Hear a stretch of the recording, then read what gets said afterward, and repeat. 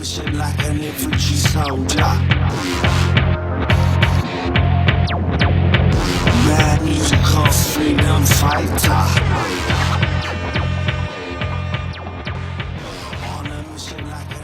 Hello, this is Werewolf the Podcast, and this is yet another podcast in the series. I think it's part 14. Is it part 14? Yeah, it's part 14, and we're on episode 125.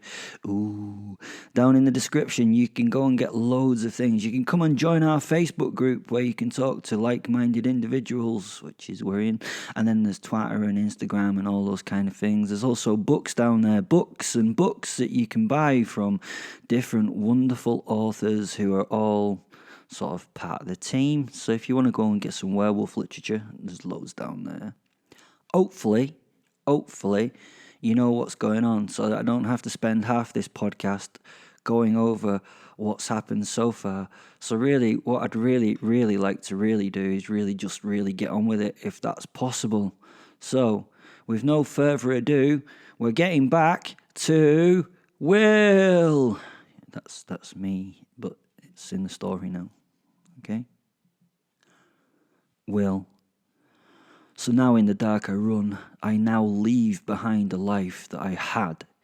It's burnt and now gone. I run from. I don't mind where. I don't mind where I end up, as long as it is just a way. I just now have to deal with the from and not worry about the where. The Simon man was pretty good at warning me. To be honest, if he'd not said anything, I would have probably been, I would have been properly fucked. As I run, the night alters massively in nature, from a dark and crisp quiet to utter fucking mentalness. Helicopters are suddenly there, soldiers and police are there and fucking there and there and fucking there and there. Shouting and planned confusion is occurring around me. I run from my human form to my wolf form, the change lending me an increase in speed and lung capacity. Thank fuck. Wisps of clothing tatters float into the night, and my pelt of darkness sways me, making it hard to find me, even in the spotlights that search for me now. I keep expecting it. It's like a little tick in the back of my neck. What it is, I don't know, but I'm waiting for it to hit my body.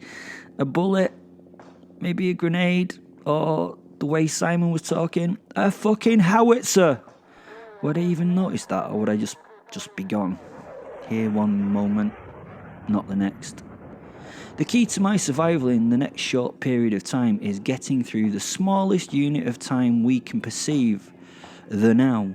The now exists in, absolute minutiae. In fact, the now doesn't really exist. It's not really a measure of time. Once we recognise the now, it's already gone. I just have to survive each now as it occurs for the next few, nows. I've just survived the first now. A sniper suitably aided by his spotter took a somewhat shit shot from a distant vantage point. He squeezed his trigger just now. The concrete curb that I've run past just now shatters into powder and flying pieces by my head just now. The concrete shards patter against my pelt as I try to run as fast but lower to the ground just now. I now hear the gunshot. That's often a very good sign. If you hear the gunshot, it means that you're not just now dead. If I'd been dead, I would have not heard the gun at all. Now another ricocheting shot 2 feet ahead of my head, and then the sound of the shot. I now jink to the left and the right, not running into the spot where the bullet struck. That would be a great way for them now to line me up for a kill shot. This is repeated through several nows as I run and bullets nick my pelt, the path and the stonework. The helicopters now find me and rise above me with powerful searchlights pinpointing my position on the path now. I got through those nows. There will be a little longer time between the nows now as they happen. I now get to the tunnel and that canal that passes into it, into the welcome dark and the welcome cover of that dark. Now they cannot see me from the sky. Now the drones that chase me are unable to follow. Now I can take a breath. Now I can lick my mental wounds while the nows turn into, past moments. Now I can plan my future. I'm going from the nows to the what will be and the moments. I slow as the dark engulfs me in its loving embrace, and in the final important now of this particular scene, I sense them enter the tunnel behind me. The smell of men under stress. They think they're being stealthy, but I can hear all they try to hide. The pervading noise is that of their army-issue boots crunching over the stony debris of the tunnel floor. The muffled movements of clips on webbing. Each man's pulse and breathing all highlight each individual's position in space to me. How do you exist, you humans, without this? Your view of the world is just so limited. The smells hit me next, the background stench of the tunnel with its damp accents of decay and petrochemical intrusion of pollutants. Well, that's changed as the soldiers bring their own unnatural and natural odours into the mix. They stink and they are loud. I sense that even these, the best of the best, are, well, just too human to hide from my world of awareness. They are, well, ungraceful monkeys trying to move carefully and purposefully into the welcoming dark, the quiet dark that does not love them, but it loves me. The darkness is my home. They're just visiting from all those millennia of those sunny open African savannas that they evolved in. Fen and I crack a smile on a jaw, really, not designed for it by time, but designed to rip and tear flesh from bone.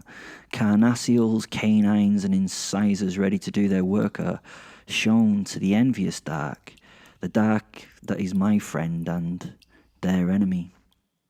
My training in the MOD has granted me knowledge that I can now use to pigeonhole the group of men that follow me. For as much as I belittle them, they are still the best of the best that the world can offer to be my hunters, and that's exciting in itself. I recognise a classic special forces team of 8 brave... Yes, they're all men. I would guess them to be American special forces by the movement and the precision they possess. Most likely an alpha team. An alpha team is following me, and it's doing it not so carefully, to be honest. The British Special Forces are a group of individuals working together as sum of their parts. The Americans are, firstly, a team. Each man is designed as a link in a super strong chain. This knowledge means I would have a minor sort of way to be able to deal with them in having that knowledge. I stop. In my giant black wolf form, my pelt is matte blackness. It soaks the light from the world. In my total stillness, I disappear into the enveloping darkness. When sure I'm not detected by the group, I slink deeper into the shadows that caress me and take me willingly into them, the shadows that recognize me for what I am and hide me lovingly.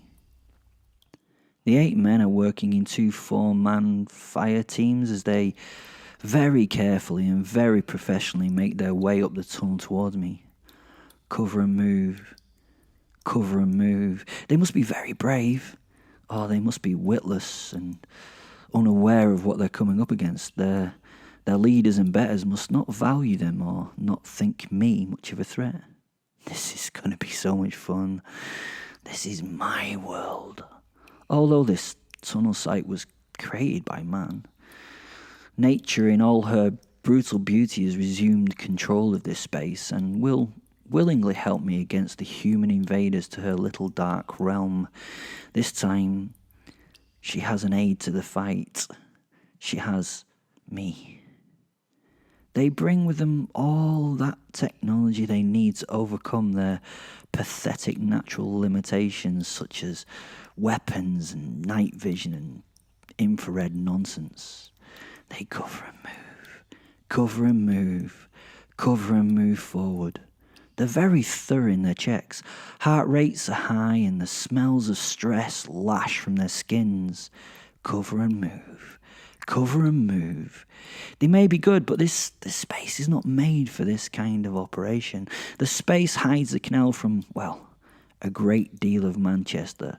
Above us is a great deal of Manchester. So you can imagine the space is gigantic and cave-like.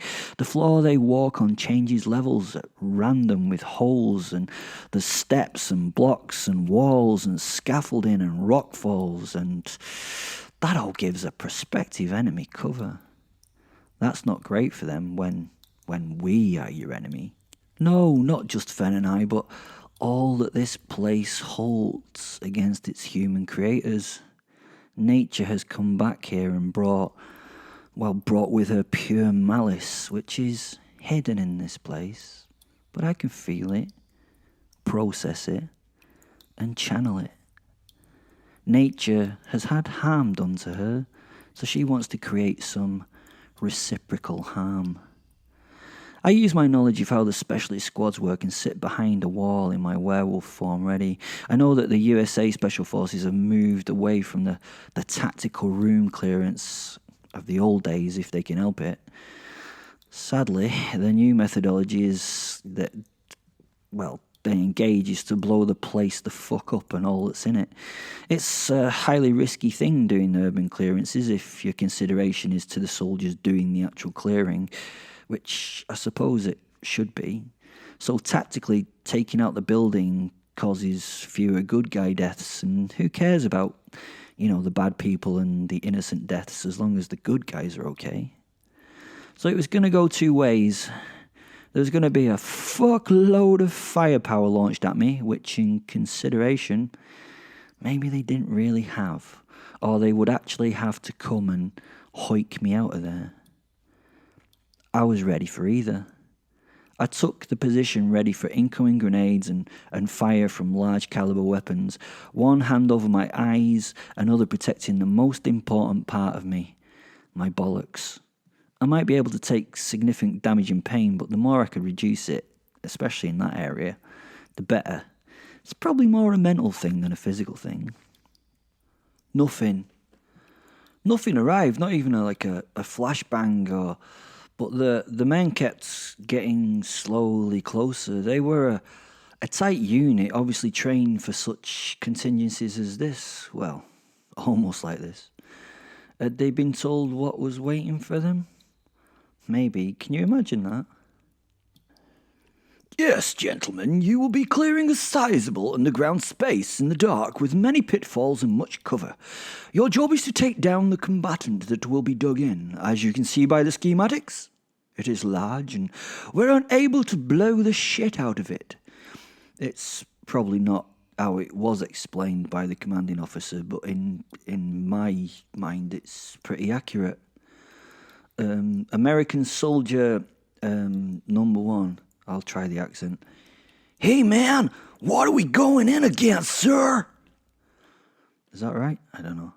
The group of soldiers raised their heads in expectation and excitement at the task and the info. It's lycanthrope versipilis, says the briefing officer, and as to try and get past what has just been said, he rushes to continue. With no ranged weapons. Most of the guys are grunts and trained not to ask many questions, but somewhere in Captain Kevlar's brain a spark strikes and he unintentionally breaks the officer's stream of consciousness. A what? He asks. Everyone stops to look at him while the commanding officer steps up to the lectern, leaning on it and rolling up his sleeves to reveal his big butch arms, and repeats with huge resignation. It's, a lycanthrope versipilis, this time with a little less enthusiasm. Silence from the group. These days, Latin isn't a big subject at high school in America, so many faces now have that not a clue look. The bossman sighs. It's a fucking werewolf, he tells them as he holds a serious stance and position, waiting for the laughter to recede and the realization that what the officer in charge is saying is what he actually meant. These are the times that I love having Fen directly in my head with me because we both saw the images and the conversation and it was really funny. Not many sane people get to share their ideals with people in their heads, and I have to say it's a special thing we have. Shared sanity. Now, I had to wait and see what the methodology of the squad would be. The good news was that the space was, well, it was a pretty wide open area, so flashbang grenades would be a minor factor here, and all I had to do really was wait for the man on point. The first soldier in would have to be dealt with very quickly. The second man in was the key, really. He was the team leader. The first soldier in I would leave blind and squawking, yet unharmed. The second I needed to be injured, but not killed. The other team members would then fall into having to make contact with the squad leader, that's the one up above from him, and make some individual decisions which would make them slow to react, and what I kind of needed was time. I was in cover in a half-built wally room of sorts. A huge brick wall had been built from one side of the cave to the other to block off anyone getting deeper into the tunnel as a whole. It had a door-sized opening that would have had a very solid door in it before it was battered off its hinges by, well, whoever wanted to explore further into the tunnel, to be honest. I would assume the soldiers would have thought that I was long gone on my mission to run away. I imagine they were hoping I was now miles and miles away and still running. What they would not expect is me waiting at the first hurdle to cause them as much of a problem as possible. They're all well trained, and the man on point slowly makes his way from cover with the others to a point where he can check all visual angles before proceeding to the open doorway. This is all in the Special Forces training, and he would more than likely stick to that training, which I knew, which is obviously a bonus. They always move from left from an entry point. I know it makes it a little easier for people in the know to deal with the first to enter, but they should be quickly followed by a second who then obviously goes right. This plan is very effective, and to be honest, they should know that I know what they know and know that they would then walk right into my world. Oof, that was complicated. Bonus, no flashbang. Obviously, they were not part of the kit, and they had a lot of area to clear, so they would need to be frugal even if they had them. I don't think that they would expect me to be ready to intercept them at the first hard point of cover. They're not really being careful enough. They were in too much of a rush, and his head came into view, and I grabbed it, ripping the goggles from his face and threw him physically a few 100 yards, well, it felt like that, onto the ground from my position. The man can now not see, and he is all alone in the dark. He calls out to his unit to let them know where he is. He does not fire or panic, because that could kill others, important others. The next man passes the point at which I hide. They momentarily check on the compatriot, their mistake, and I grab an ankle, the ankle of the second soldier, lifting him off his feet and to my mouth, where I bite into the leg just above that ankle. I have to grind and rip through the flesh and bone to remove the foot, and as I twist the boot, cracking bones so that I can clear it of my teeth, I feel the flesh tear and those bones shatter and break as I remove that foot and cast it to one side. The man screams and tries to lift his weapon in my direction, but I quickly swipe his head and upper body against the wall before he pulls the trigger. Once the man is a little more, shall we say, subdued by a few impacts against the wall, I repeatedly stamp on the gun and the arm holding it so that it's no longer working, and I now lift him by the defootified leg to shoulder height. After 3 or 4 crunching stomps, I can see that the gun and arm are now broken and, well, pretty useless. Oh, how the man yells as he tries to support his messed up limb with his other arm. I pause for a moment, just to enjoy my work, enjoy this scene. With the threat from him finished, I reach for the tourniquet that he's built into his combat trousers just above the knee. This is a very American thing to have. They have tourniquets built into the soldier's combat dress just in case. I pull it tight and now toss him aside and take a close look at what's going on, and then I go further into close cover. I haven't got a fucking clue what's going to happen next. I wait for the third man and the fourth man to do something. They hang back. Maybe they're waiting for the other four. I don't know. I should be running. I really should be running, but this is too much fun. The man with no goggles tells them he's okay. The downed man with no foot groans and rasps in the darkness. Torches flash into life through the door. They can see that the footless man is there on the floor. That kind of rhymed. He's reaching for a bloody torn stump where his foot once was. He's very well trained, though, as he falls into silence and sits there still. I hear movement outside. They're gonna enter. Just the two of them. I would be able to take them both down and then I would go. Then I'd run. I sense them making their nervous way forward, the crunching gravel. Here they come. I'm ready.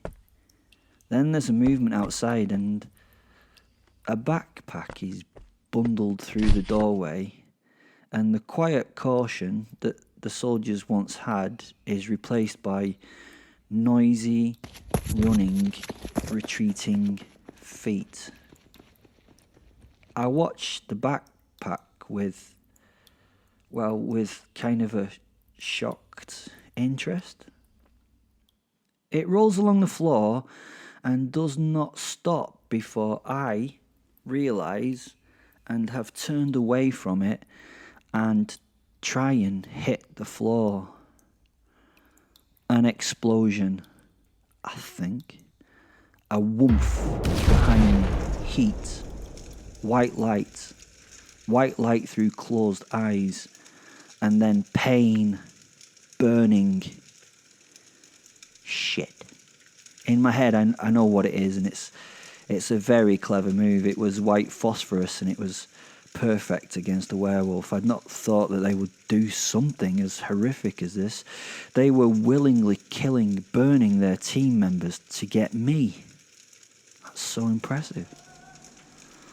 I had true admiration of the commander of this op. I mean, it just rose in my chest as I was covered in fucking burning material. It was clever. The space was now full of smoke and noise and fire, and that would mask the soldiers' entrance. The pain was excruciating as my pelt erupted into flame, and I felt the heat on my skin. I only had one thing to do and one place to go, and that was into the fucking canal. Would that help? No idea with white phosphorus. Does that burn underwater? No idea, but it was the only thing that may help. On fire and screaming, I ran towards the still cold waters, men shouting behind me, and gunfire came back into my ears as they readjusted after the damage of the explosion, and then the hearing was gone. Had it been burnt out? I had no idea. My ear, what? I was running towards the water as I became a human. No, not a human. A werewolf torch. A fucking werewolf torch. I looked briefly at my hands, the pain, to see burning nubs where my fingers and claws had once been. They were gone. They were burnt. They were removed. And then there was nothing. The world was only pain. The pain. All I felt was the pain, and then a fall, and that was that. The darkness, and then nothing. Thanks for listening. Please go to the description. Support the show if you can. It would be good of you because it's nice. And always remember, whatever happens, there's someone here who loves you. Bye-bye. On a mission like an infantry soldier. Mad music called freedom fighter. On a mission like an infantry soldier.